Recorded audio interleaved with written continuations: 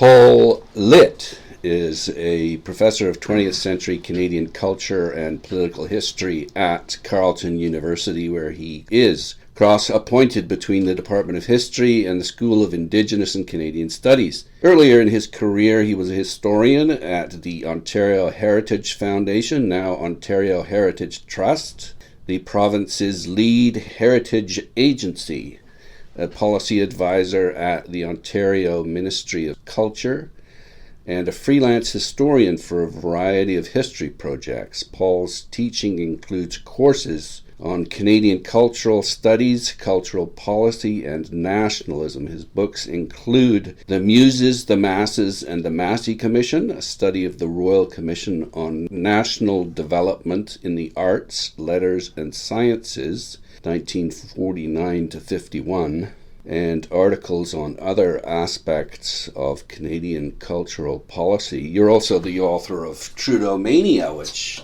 won an award a couple of years ago. Oh, yes, I am. Thanks. Welcome to the Bibliophile. Happy to be here. Thanks. We are going to talk about government policy as it pertains to books and the history of it in Canada. I'd like to get into it detail-wise once the Massey Commission comes in. But prior to that, you say in your article in the History of the Book in Canada, Volume 3, that the Canadian government did little to support the book in the half-century following the First World War. Mm-hmm. Why is that? A variety of reasons, and maybe it would be helpful if I just stepped back and gave you a kind of periodization overview of, which is a bit of a simplification, and these phases that in cultural policy that I'll lay out for you overlap. Things don't disappear overnight with the flip of a switch or anything, but I think it's it's helpful to generalize about different eras. There's a fellow historian of mine named Ryan Edwardson who wrote a book called Canadian Content, and he summarized these three phases as Masseyism, and then New Nationalism, and then cultural industries. Before I talk about the first phase, the different factors in play that vary and distinguish one phase from another would be nationalism, and as a subset of that, what kind of nationalism we're talking about, because earlier on it was more of a British nationalism, a conception of Canada as a British North American country. Later on it becomes more autonomous, like an autonomous Canadian nationalism. After the World Wars, I guess, we get exactly. stature and that's a process too. It's not something that happens all at once, but it's a gradual transition. The other issue I think we're talking about here, because we're talking about government policy, is state intervention. So in the earlier phase, it would have been a laissez-faire small government regime. Yeah. And it's not until the mid-20th century that you get large-scale government intervention, or at least acceptance of state intervention to a much greater degree. Which really is the Massey Commission, right? That's 51. Yeah. Run. What's the other things we should be taking into account here? Notions of culture. What is culture? Right. And early on, the people who mattered in making decisions about culture would have thought of it in terms of high culture, or that culture was about edification. It was about improving yourself. Later on in the 20th century, you get a lot more acceptance of mass culture as culture. Culture can be entertainment too. It doesn't necessarily have to have these moral overtones to it.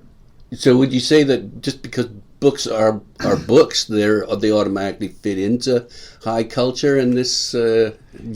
Yes, I think so. That early on, one of the remarkable things here is that nobody had a policy for the book really until the 1970s. No specific policies, and it reminds me of that Marshall McLuhan quotation about fish not knowing that they're in water because they don't have any anti-environment to contrast it with to make them realize it. So I think for cultural nationalists who were generally Canadian intellectuals, the book would have been something they just took for granted. But they also tied it into national identity, right?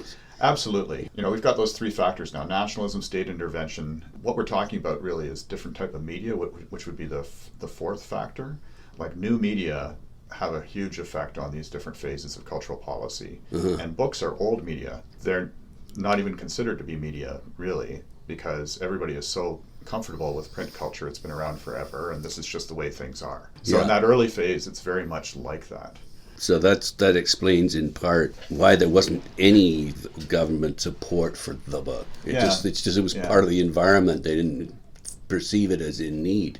Yeah, exactly. And I would see that first phase is going from like pre-Confederation up to the Second World War, and then roughly the next phase from the Second World War up to, let's say, as a significant watershed, the first free trade agreement. And then the cultural industries phase follows after that. If we look at that interwar period and up until and around the Massey Commission, you say there's only a handful of Canadian publishers who, as good corporate citizens, moved by nationalist ideals, published Canadian works more often than not at a loss. Mm-hmm. Yes, and so that's one of the remarkable things about that interwar period is that you have government cultural policies emerging now for the first time. Mm. The government tried to put in place a tariff to protect Canadian magazines against American competition. That was short-lived, but it was effective while it was in place. What did they do? Put tariffs in? They just raised the tariff against American magazines. Yeah. But all the heavy lifting for cultural nationalism in Canada was being done by the private sector at that time. So that would be people like Lorne Pierce and Jack McClellan comes in 47-ish, late 40s. But there are a number of other publishing houses too which have very nationalistic goals. Like some of them don't last very long. Who would they be? I can't remember the name of one in Ottawa. Oh yes, the Graphic Press. Graphic Press, thank you. Yeah, and it proclaimed that it would publish nothing but Canadian works, right. And that's where did that get them, right? They were in business like 25 to 32 or something like that. Yeah. And their books were a bit clunky, but it was still laudable. I mean, another thing that we can map onto this too is like peaks in Canadian nationalism, right? Because you have an efflorescence of Canadian nationalism following Confederation. There's kind of another uptick with the Laurier boom, and then following the First World War, in which there was a very strong cultural nationalism in Canada, and the same thing again after the Second World War. And a lot of that comes from Canadians realizing through interaction with the other allies that they are really a distinct people. A lot of veterans come back and have that conviction. But there's also in the First World War in the 1920s, that environment out of which Graphic Press came, a lot of annoyance that the Americans are taking credit for having won the war. Yeah. So there's a dissonance there because Canadians are always consuming American cultural products and they're being told by them that the Americans won the war when they weren't even in the war for most of the time when the going was tough. Yes, they just kind of swept in and claimed victory. Yeah. Well, so you can see that impulse not just in publishing, but also in that magazine tariff I was telling you about, in theater and in other sectors of the arts as well. You also point to the fact that literature is tied to identity, to national identity, but it also plays a role in articulating the values of liberal democracy in confrontation with fascism and communism. That'd be the end of the Second World War. That's later on. I would say that the importance of literature in this first phase, if we associate it, for instance, with the Confederation effect on nationalism, is that it's literature where every cultural nationalist assumes they're going to see the expression of the Canadian identity. So Canada, here we get the state, then by virtue of having a state, you start looking for a nation, and so all the pressure really is on the field of literature because they're accustomed, again, to seeing national identities or national cultures primarily represented by their literature. That's what the Confederation poets are thinking about, Canada First, all of those late 19th century manifestations of cultural nationalism. Yeah. But ironically, it doesn't come really in literature. It comes with the Group of Seven. It's just what I was going to say. Yes, exactly. So that throws everybody off. Only later will it come in the 1960s. Have you ever heard the term the long-awaited spring? It's used in Canadian literary criticism to represent that theme. Okay. Yeah. You say that support for libraries was the first subsidy for books. Yeah, and that was at the municipal level. Provinces get involved in libraries later on, more in the mid-20th century. So if you're thinking about the federal government, which most, we're kind of talking about federal cultural policy primarily, yeah. I mean, they don't have anything for the book per se. There are tariff barriers, and there's copyright, and the copyright issue is always vexed because Canada really doesn't have, or Canadian authors don't really have great copyright protection. In the early period, Canada gets caught in between Britain and the US. The US has a very strict copyright regime, and Britain is not willing to jeopardize its trade relations with the US by having Canada have something equally protective. And it's not until Canada becomes more independent in the 20s that it develops its own Copyright Act. And even then, authors aren't the primary beneficiary because it's conceived of as a balance of payments problem. Because so much literature is imported into Canada, royalties would be exported, and so the government doesn't want to do that, so it keeps royalties suppressed somewhat. And that's bad for Canadian writers. Can you just unpack that? Well, they're thinking that, of the economy as a whole. Yeah. And they want to have a positive balance of payments, or at least limit their negative balance of payments. And so if you had royalties to foreign authors flowing out of the country all the time, at a higher royalty rate, that would hurt the balance of payments. And so as a result, Canadian authors who are publishing here are getting less than they could if they had a more robust royalty system in the Copyright Act. Doesn't the money go to the publisher and then the publisher pays the author? Yes. Yes. Okay. So does that not make sense in the way I explained it? Not to me, no. But so the Canadian government. Well, the revenues go to the publisher, and the publisher pays the royalties to the author. To the author. That's right. And so they're coming in. And books were big business because there wasn't any competition from other media. Well, there are newspapers and magazines, but it's print. Right. Yeah. Well, and also if we're talking about the 1920s, you already have movies coming on board and radio as well. But I guess the point I'm making is if you have a foreign publisher, a foreign-owned publisher, or a foreign author, those royalties are going... They're going offshore, that's right. Yeah. But how can the government stop that from happening They weren't stopping it, they're just lowering royalty rates under the Copyright Act. But isn't the royalty rate something that's negotiated between the publisher and the author? Well, it's in the Copyright Act in the 20s somehow. Now you're getting beyond my level of competence to talk about this. Okay, I guess the point is there were a lot of British and American publishers who were sending their books into Canada, and the Canadian government or Canadians weren't benefiting from any of this. Yes, and it's always been thus. Here I am scrambling back to firmer ground because you got me wondering with your question about how the royalties worked. But generally speaking, the market has always been dominated by foreign publishers because of the nature of continental cultural economics. American publishers have a huge market that they can publish to, and the Canadian market is just like an annex to it. Well, and they just have to leave their presses on for 10 more minutes and they've covered our market. Exactly. It doesn't cost them nothing. Yeah. And in Canada, in contrast to, it's not just the economies of scale, which are 1/10 the size, but it's also the costs of distribution, which are higher as well. Yeah. If you want to cover the national territory. It's never been easy for literature in Canada. And I guess that would explain why the Confederation poets and others went to the States to get published. Yeah, and to make a living from supplementary income as authors as well. They just couldn't here. Yeah. Which remains the case, I think, really.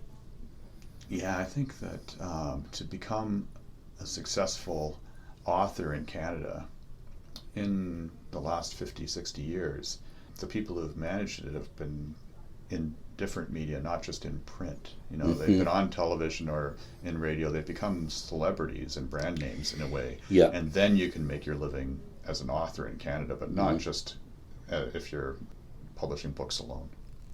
Anything else prior to the Massey Commission being struck? I think that the first big intervention that we should mention is national broadcasting. It speaks to our discussion of why the book wasn't recognized, but here you have a new medium arising. There are movies and the early 20th century and then radio. Yeah. And so it's seen as something that has to be dealt with because it is new and kind of foreign, and it's also seen as invasive in the Canadian context, because a lot of the radio coming in is coming across the border. Right. And networks are actually penetrating into Canada. And most of our population is just a strip along that border anyway. Exactly. So it becomes recognized as, what we would now call a cultural industry earlier than books do for that reason, because of the novelty of the medium. Okay. And the issues that it clearly puts on the public agenda. And that's a long story that's been told before. I'm just noting it here as, a major and startling, really, intervention by the government at a time when laissez-faire was still the accepted approach. Yeah. And the other one would then be, in an interesting way, film, because it's not feature film, but documentary film. NFB, where you have, these, provincially and federally, you have documentary film units being set up, and then ultimately you have the National Film Board. And one of the interesting things here is that it seems that feature film is deemed to be, seen to be irredeemable. Radio is seen as a bit of an omnibus for culture. You can carry edifying content and Canadian content on radio. Documentary film is sort of seen the same way. Like, you can produce serious educational material in documentary film, but it's not like that fluff that titillates the masses, which is the feature films and coming from Hollywood. So they don't address feature film, and attempts to start a feature film industry in Canada fail in this period. And it's only documentary film, which is state supported. So I guess Canadians would go down to Hollywood and make it. It's like all our comedians go down. Absolutely, yeah. And this is something that applies, to the authors you mentioned before. Yes. And in a way, that's gratifying to Canadians because they get recognition abroad. That person is Canadian. International recognition gratifies nationalism as well. Okay, so why was the Massey Commission struck then? Two big issues. One was what to do with broadcasting, because the original broadcasting system had the CBC controlling the whole system, and there were a few private broadcasters who were kept in the system because they could provide local service more efficiently than the CBC. But the CBC was at the time what the CRTC is today, as well as a broadcasting system. Okay. As well as a broadcaster, it was the regulator. So in the post-war period, you have the private interests, those that are already radio stations and operating as radio stations, and those who want to get into the broadcasting business, anticipating television, lobbying for more independence, saying that it's not fair because the CBC is both their competitor and their regulator. Mm. So they're using like a private market model as the ideal. The advent of TV, too, is another big thing. Are we going to extend the public broadcasting system to television? Okay. The second big issue was federal funding for universities. There was a lot of pressure on universities as the veterans enrolled in the post-war period, and Canadians generally wanted the promise of a university education for their children. And enrollment pressures were high, and funding for universities was low because it was just provincial. So even though this wasn't in the official mandate of the commission, mm-hmm. It was kind of an exploratory probe into whether the federal government could get involved in funding universities. Yeah, there's a jurisdictional concern Absolutely. too, right? Absolutely, yeah. Because the provinces have rights over education. So those were the two big things, but then it got bundled up into a kind of general probe into culture because politically they thought that would gratify a lot of potential NDP supporters who might vote Liberal. Okay.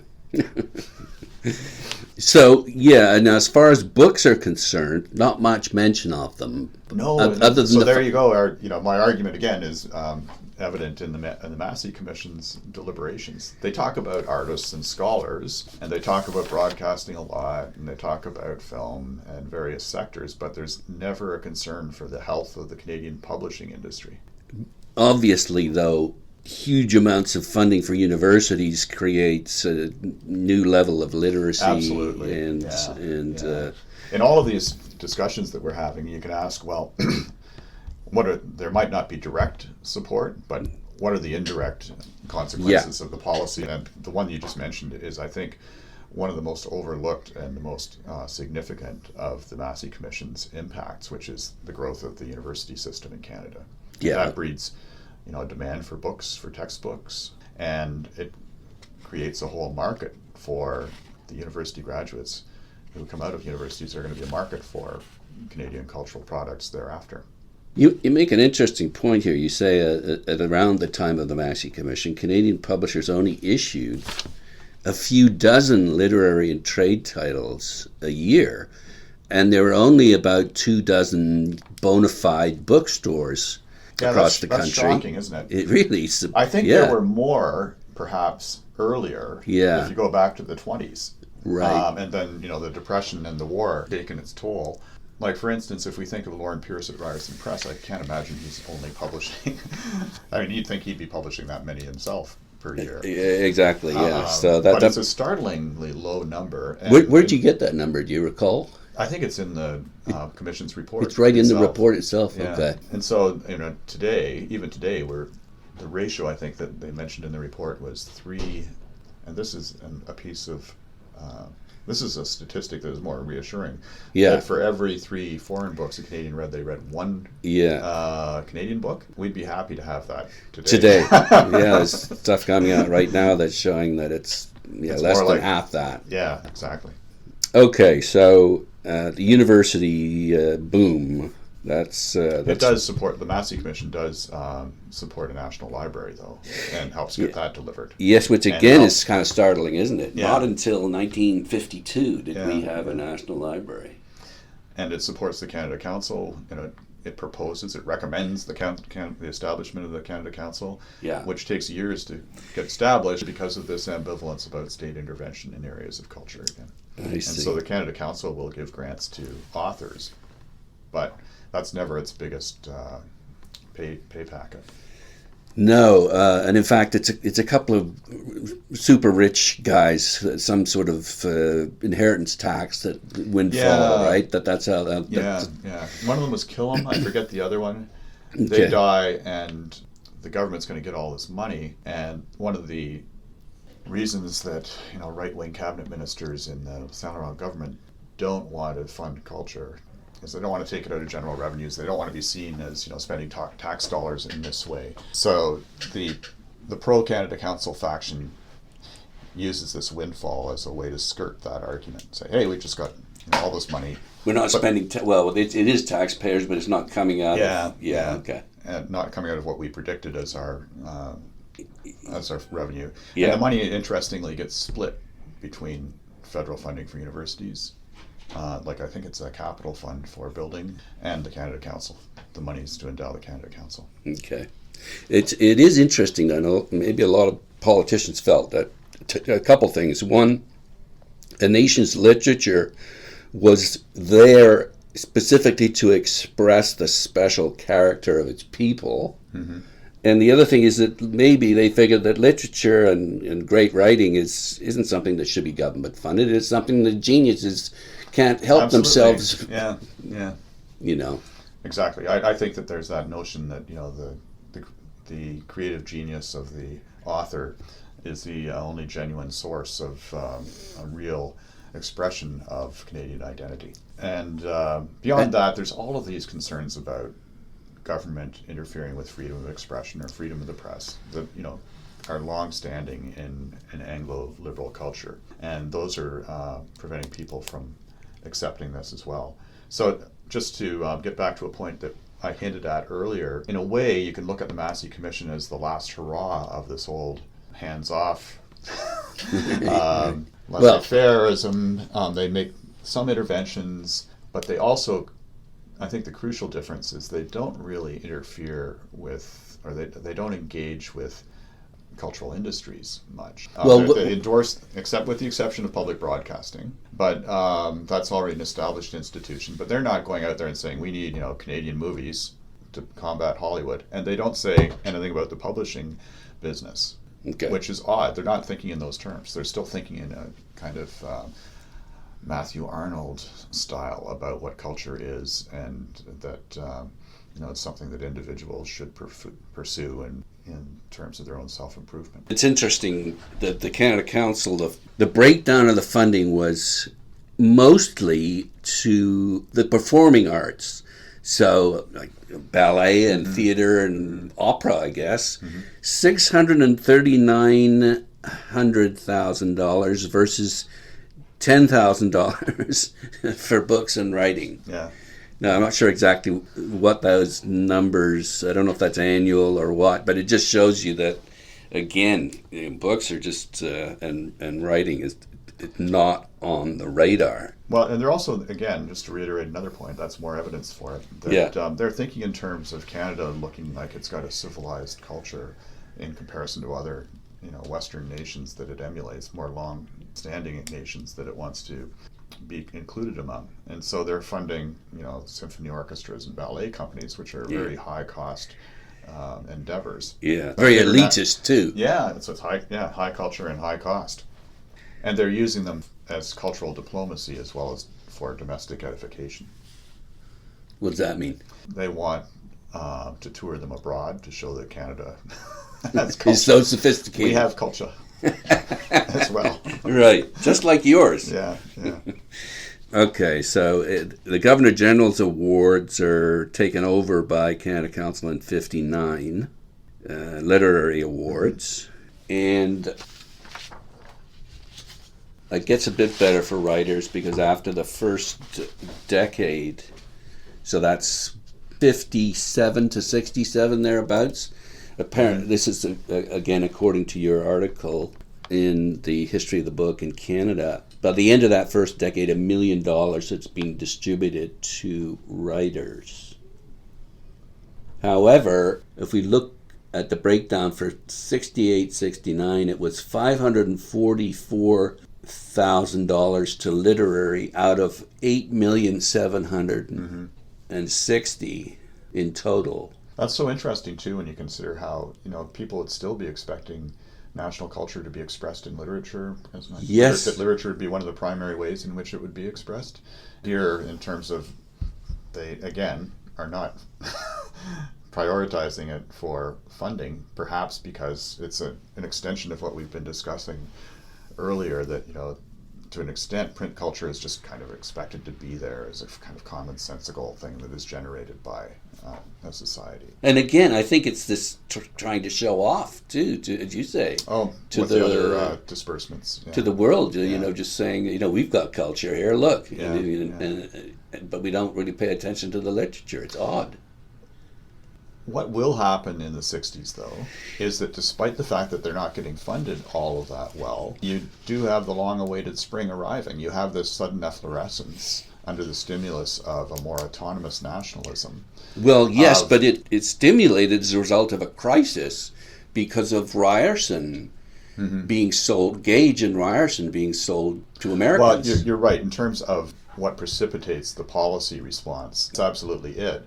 But think of the context before that.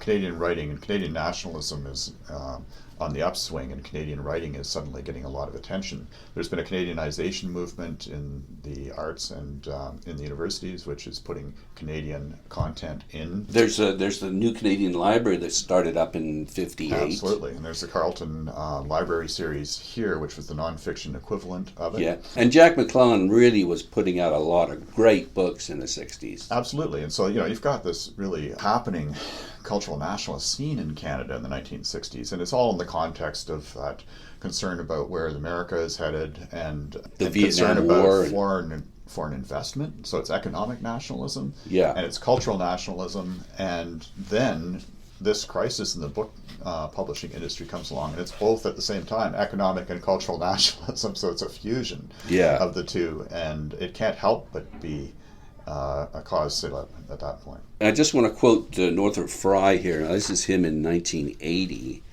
He said, "I became an advisory member of the CRTC in 1968 when the Broadcasting Act still made a good deal of sense. The feeling was that the distribution of books, newspapers, movies, and magazines had been largely sold out to American interests, and that if television went the same way, there would be no Canadian identity left." Mm-hmm.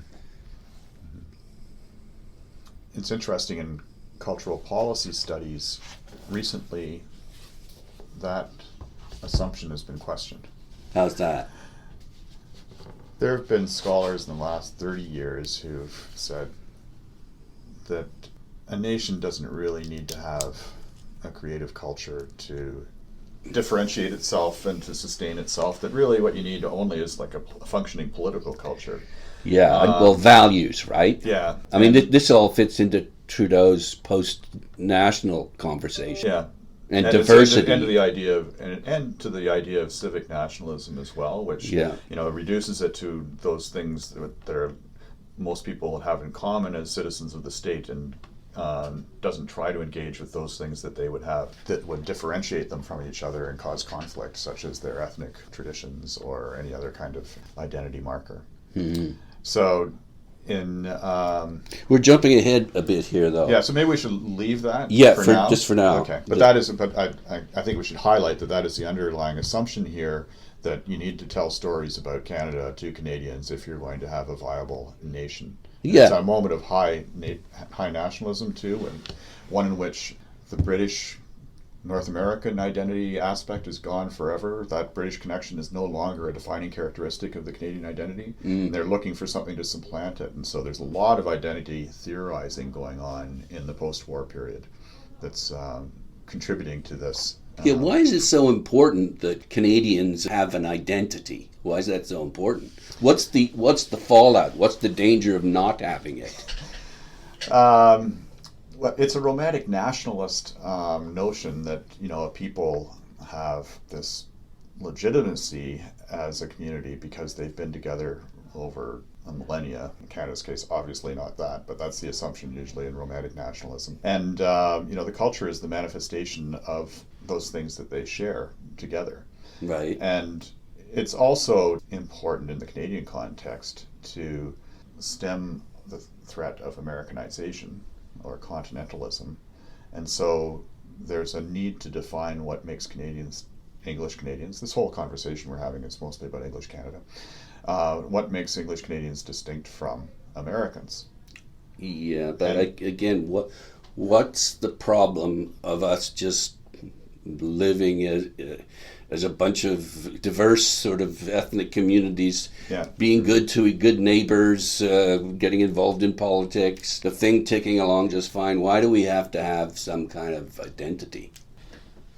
Well, now we're circling back to that conversation we were having about what happened. I'm playing devil's advocate. But later on, Canada has to be somehow in the minds of Canadians, in order to be a legitimate nation. It has to be like those Western European nations that gave rise to its first settlers, and so it's trying to do it in that mold where the French have an identity, the English have an identity, and these are all constructions that are part of the nationalist system. But Canada has modeled itself on founding European peoples and subsequent immigration. But you haven't answered my question. Why do you need an identity? Yeah, what's the danger of not having one? Well, the next step is that an identity fosters unity, and it justifies the independent sovereignty of the state. In the other idea words, is you have a coherent people. Yeah. And that the state is not there as just some kind of arbitrary administration of a territory. It's there because it expresses and represents and this is a democratic notion too, the interests of the people. And so you have to identify who that people are and what makes them a coherent entity. But what if you just say the people that live in this geographic area and they get along well together? That would be good enough for me. And I think that's where you start to get later on, particularly after the effects of multiculturalism and identity politics in the 70s, 80s, 90s, when this concept of civic nationalism comes to the fore. Okay.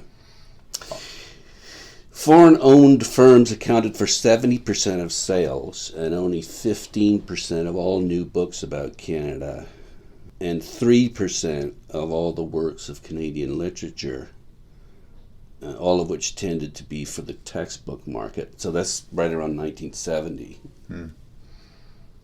When the crisis hits. That's right. That's coming out of the Ontario Royal Commission on Book Publishing. Okay.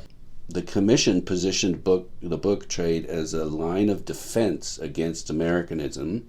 Again, the books as being a kind of a bastion of Canadian culture.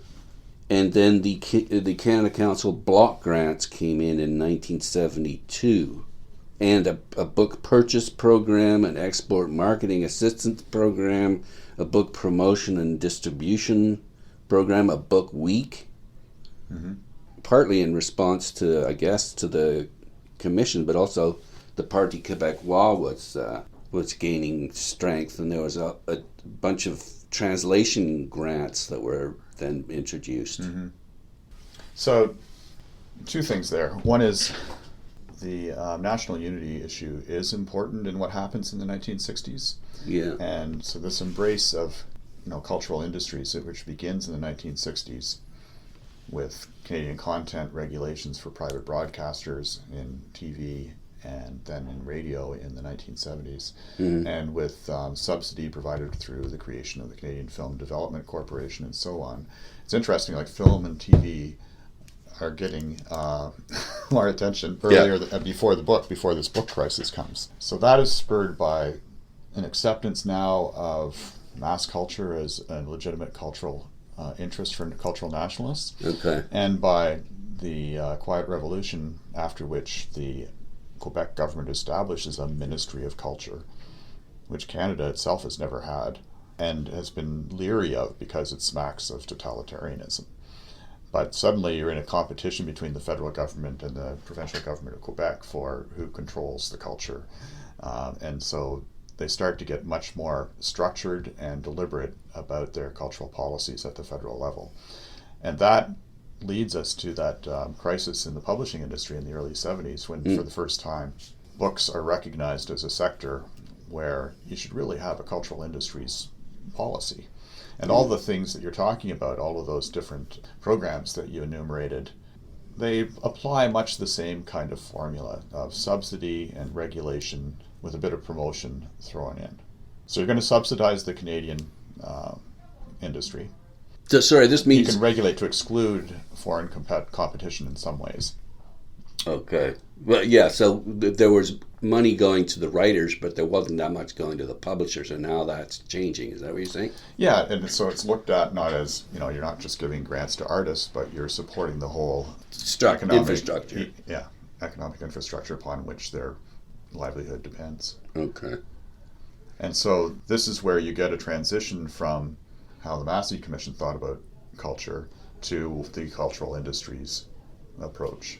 The difference is that determination that it be for nationalist purposes to create Canadian content and to create a superior culture, like it should still be good cultural content that's edifying, those are the carryover values from the Massey era.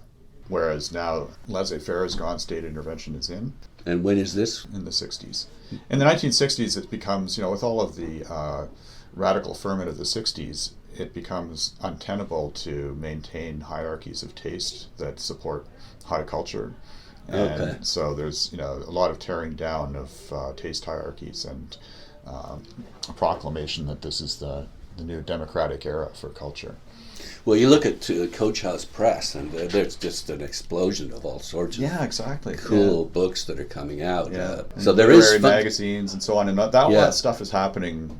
And they're getting funding, right? But we haven't touched on how they're getting that funding. Then, is it through the Canada Council or and provinces? The Canadian Book Fund, or its predecessor, came on stream around late 70s.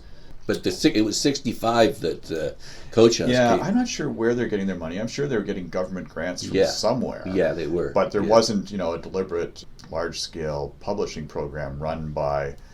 there might have been grants coming out of the Canada Council, too. Yeah. But later on, you'll have schemes that are run by Heritage Canada, or the Canadian... Which ministry am I trying to think of? The Secretary of State, and then Canadian Heritage. That will fund publishers with... annual grants. Right. That's not happening.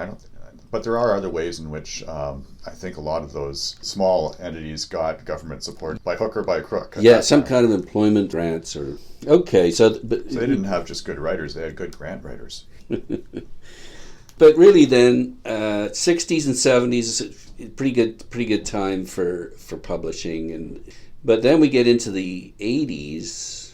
And then the Free Trade Agreement, which put restrictions on new government cultural initiatives, It was great for the economy.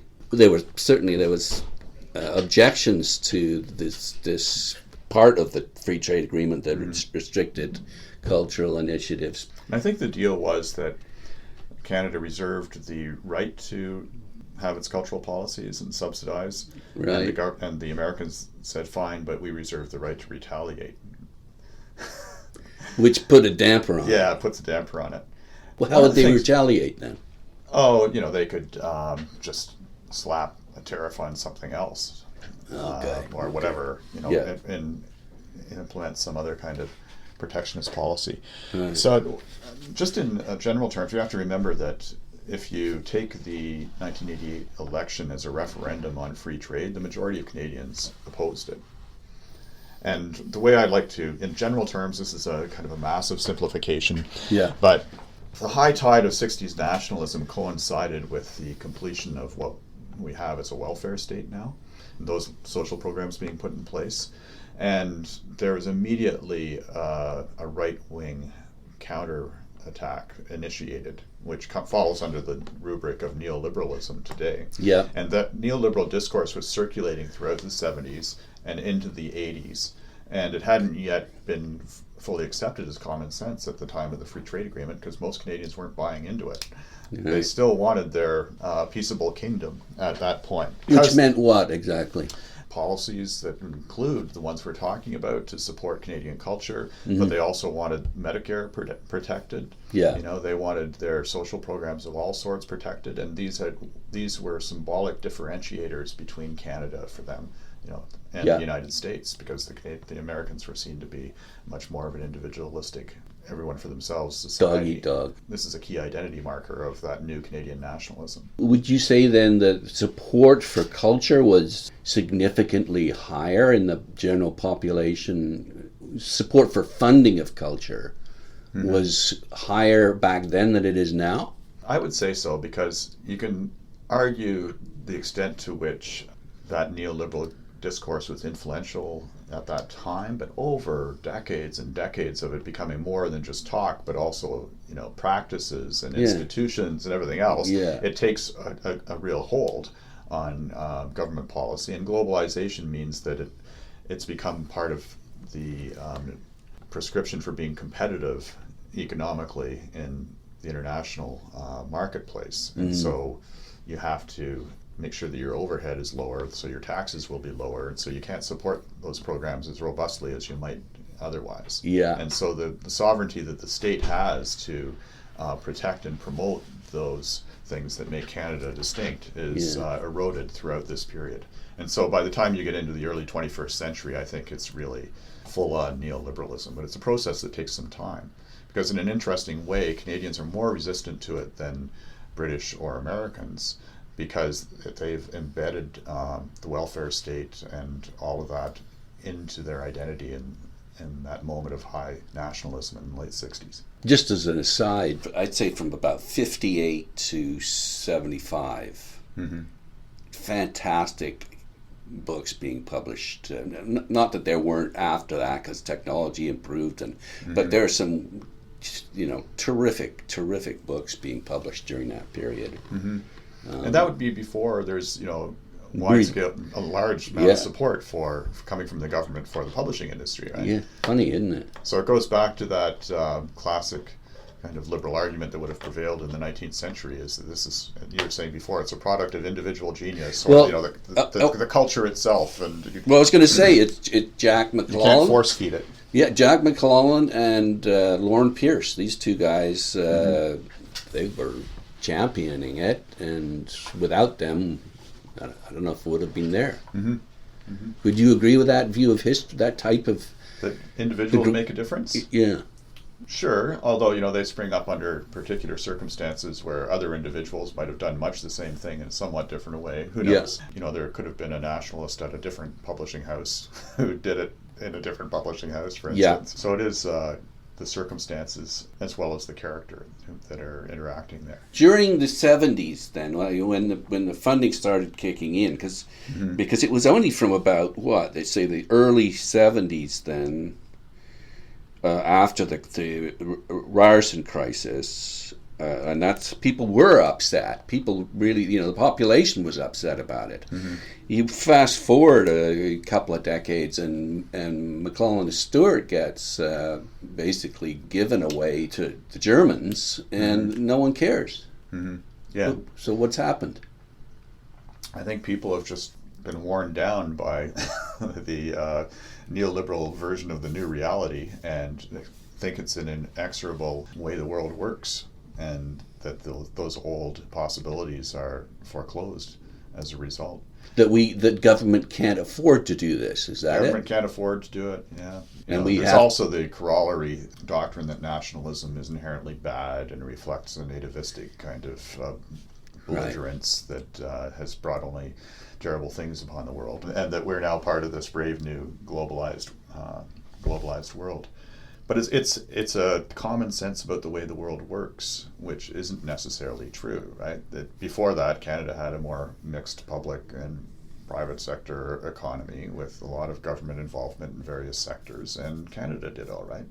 Canadians might have paid some small price in terms of prosperity to have more independence, but they were also gaining from the public goods that were supported by that price. Well, yeah, and in fact, that's the question, is like, so what kind of life do you want to live? Do you just want to sort of focus on work and be happy? You're not paying quite as much tax, and that, you go home, you watch Netflix and the hockey game. Yeah. Well, taxes are a wonderful entry point into that, because the whole discussion for right-wing defenders of the new regime is taxes, right? They talk about taxpayers, not citizens. This is, we're creating jobs, and taxes are seen to be inherently bad because they're an imposition upon the citizens' freedom and their right to their own, the proceeds of their own work, and so on. Yeah. Nobody dares to defend taxes in public political rhetoric nowadays. No, well, Bernie's trying, but let's see. Let's see how that works. Yeah. So that's a big difference. I think that the problem is that the neoliberal narrative is pretty simplistic and moralistic. You work hard and you get what you deserve. The contrary philosophy is much harder to explain to people. Even if it might be in their best interest, they can't see it. Well, when you think of it, but culture makes for an interesting place in which to live, and that attracts more interesting people. And a barren cultural landscape pushes people away, and it just stays barren. So what do you want as an environment, as a society? What's interesting to me about this period, and you just reminded me of it, is that what you're saying is one of the arguments that's made for culture and cultural policy in the late 20th, early 21st centuries, which is that it's good for the economy. We've got these highly skilled knowledge workers who, if you attract them, then good things are going to follow in their wake. I always wondered, when with the rise of neoliberalism and eventually its embodiment in a straightforward conservative government under Harper that was, that espoused this stuff, whether cultural policies would survive. And I was surprised that they did, because they were represented and presented again as job creation policies and economic productivity policies. You got to be involved in this sector if you want to be a player in the global marketplace. In culture. In culture. Yeah. Or in industries, it could be entertainment industries, but they're deemed as cultural as well. As far as I can tell, there's about $40 million being spent by Canadian Heritage on the book fund. Okay, yeah. Right now, I don't think there's any kind of criteria. It's just simply a question of the number of books that you publish. That's what determines how much money you get, as opposed to the content of them. I think Canada Council is a little bit more interested in literary publishing per se.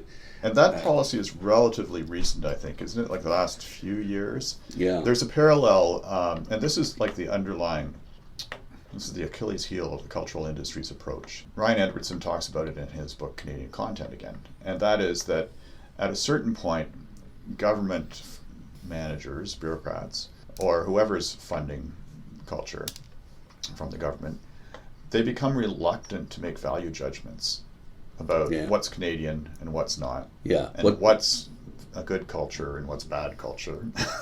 That's because of elitism. The neocons will get all upset about, totalitarianism then. Yeah, exactly. So what they do is they just subsidize based on the fact that this is a Canadian-owned enterprise, or that this production fulfills CanCon regulations, which are a formula of where the money comes from and who the personnel are and so on, and trust them then to express something that is inherently Canadian. But what happens this is in the film business with independent or co-productions with other production houses from other countries, is that the producer is getting subsidized to make something that they're going to put onto the mass international market anyways. Yeah. And it's just another mass culture product, which is going to be imitative of the American product.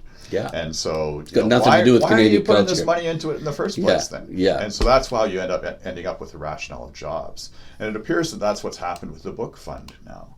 That it's going on, if you sell the most books, you get more funding. That's right. And in fact, a publisher just told me this the other day. If you translate Stephen King into French, that counts. There you go. That counts. Yeah. So I guess my question is are we living in a better country now than we were in the 60s and 70s when it seemed like we were more Canadian? Well, didn't Justin say that Canada is back? Well, the problem is, And you believe what he says? Yeah, exactly. There's a certain boomer nostalgia danger to this, right? Because we're going back to the formative days of our youth when this discourse was circulating and we were participating in it, and that was the Canada that we thought we were in. But it's certainly changed radically since then. And, the ability of the government to do anything significant to differentiate Canada is questionable under current conditions. Most of the identity differentiators are legacy things like Medicare, for instance. Well, like celebrating Canadian literary history, it's nowhere. Yeah. And in current conditions... It goes against the whole sort of new immigrant diversity message, I guess. Does it? Or it conflicts with it? Or maybe you could focus on immigration literature over the last couple 100 years. Certainly you could. And I'm not sure it's that so much. Well, there is a danger in trying to articulate the Canadian identity because who's in, who's out. It's going to be arbitrary in some way, and people are always going to feel excluded from it. Yeah. And I think that it's exactly that kind of danger that has turned the funders away from value judgments. Yeah. It's politically dangerous. Much easier to talk about job creation instead in a healthy, vibrant sector, or just generalizations like that instead of ensuring that the dollars are actually delivering some kind of specific program objective. And the other way in which things have deteriorated, of course, has been neglect of laws that are on the books. Yeah, for American ownership, you mean? Yeah, you talked about the McClellan and Stewart debacle, and that's what happened there. The foreign ownership criteria was ignored. It was ignored. And they got millions and millions of government grants because U of T was put up there as supposedly the Canadian owner. Right. And there's a parallel, I think, in film when Alliance Atlantis sold itself to an American investment house. So you ended up with its entire catalog in New York, right? And I think they swung some deal with Global.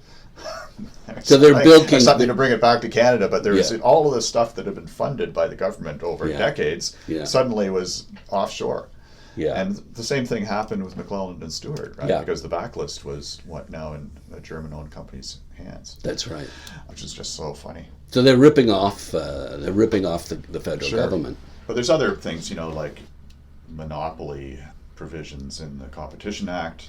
When you look at retail nowadays, and Indigo is the big giant, right? And it pushes around distributors and publishers, charges extra fees for promotions which only are affordable by the big publishing houses. In the publishing sector, like the publishing houses itself, themselves have consolidated into a couple, two or three big players, foreign owned. All of the Canadian publishers are just these small places which have Canadiana as a vocation, not as a business model. And the other area would be in often nowadays, particularly with the convenience of the internet, you can source books from outside of Canada and get them faster than you could if you got them internally through, an Ontario or Quebec-based distribution network. So you're trampling on the rights of the Canadian. There's going to be a Canadian entity that has the rights to that work, but you're not buying it from them.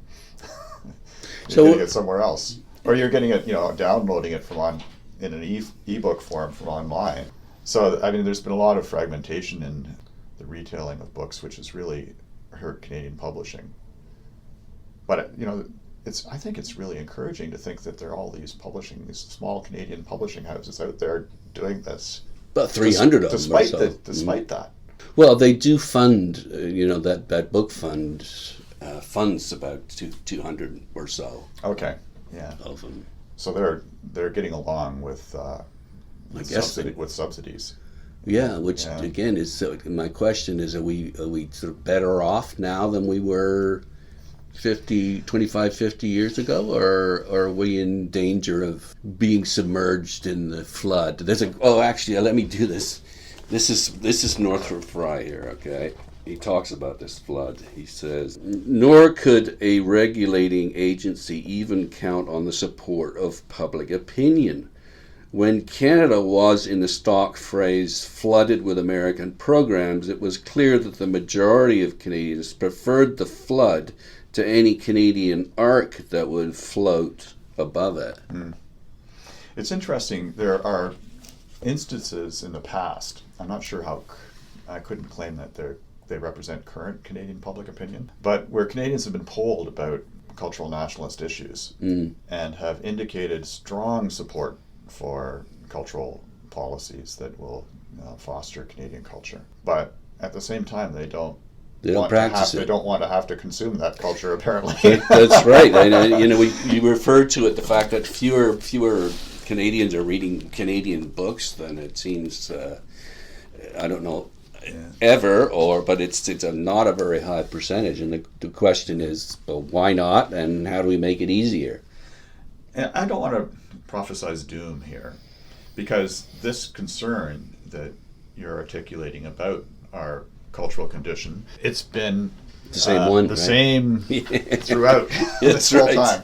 Yeah, we're still here. We're still standing. Cultural nationalists have always been worried about this, and perhaps we're still standing because of their concerns about it and what they've done to forestall it. So that makes me reluctant to say the end is nigh.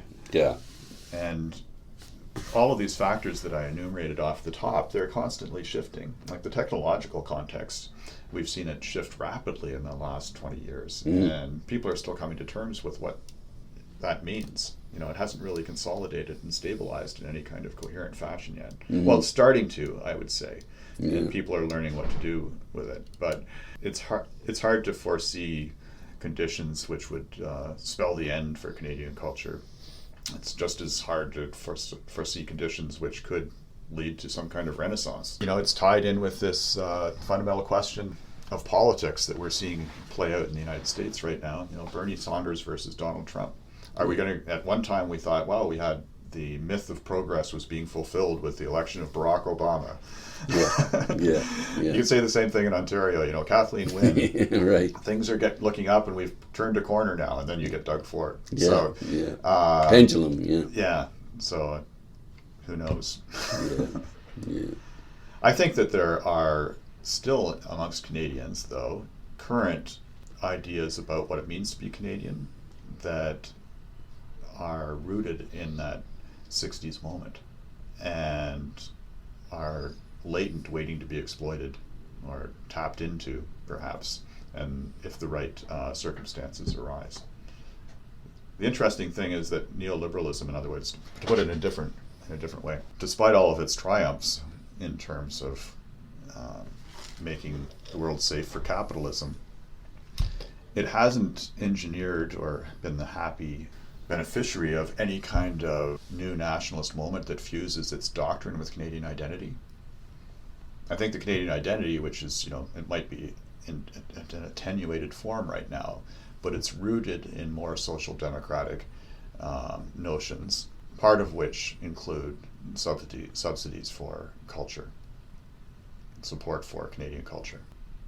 So it's just a question of Justin Trudeau embracing Canadian culture. I think some politician could mobilize that. I think Justin Trudeau, as I mentioned, like you said, Canada's back, right? And he talks about Canadian values. He uses that kind of rhetoric. He taps into it, but he doesn't actually act on it.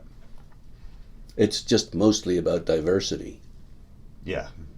That we're past all of it. That it's interesting, isn't it? Because he says we're past nationalism. We're post-nationalist at the same time that he trades on nationalism extensively. This new emphasis on diversity, does that mean that our literary heritage should just be ignored because it is sort of contra to, but it's not though. It's a history of immigrants. This is a big political football, not just in in cultural policy, right? So if you look at the rise of identity politics since the 60s, the tendency of people who are advocates for various causes in that realm is to vilify Canada for its past racist policies. So in a way, they're not going to embrace any form of Canadian nationalism because they see it as inherently celebratory it's white and manipulative and white. Yeah. Now, there's a counter argument, which is just saying that, okay, it took a while to get past those racist policies, but if you look at the diversity of Canada today and its ability to successfully be inclusive, that's rooted in Canada's Britishness. It goes all the way back to the fact that Britishness itself is a compound of Welsh, Scots, Irish, Anglo-Saxons, and that these kinds of accommodations of different ethnic groups are kind of in the DNA of Canada because of that. Yeah, it just was a matter of getting it beyond the British to extend it to, first of all, French, and then other white European immigrant groups, and then gradually beyond that to include visible minorities and Indigenous peoples. And this has been a process.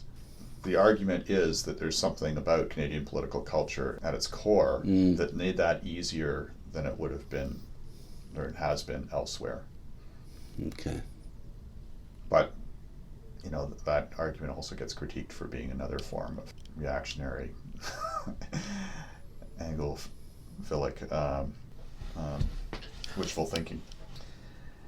Any other final thoughts about government policy and the book?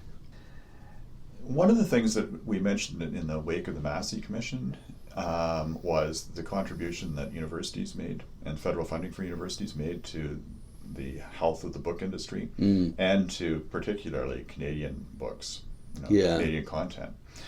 And one of the arguments you could make is that the reason that some of these policies have been neglected or abandoned, or the values enforcement of them, enforcing them in pursuit of Canadian values or better culture values, has been that the policies were successful.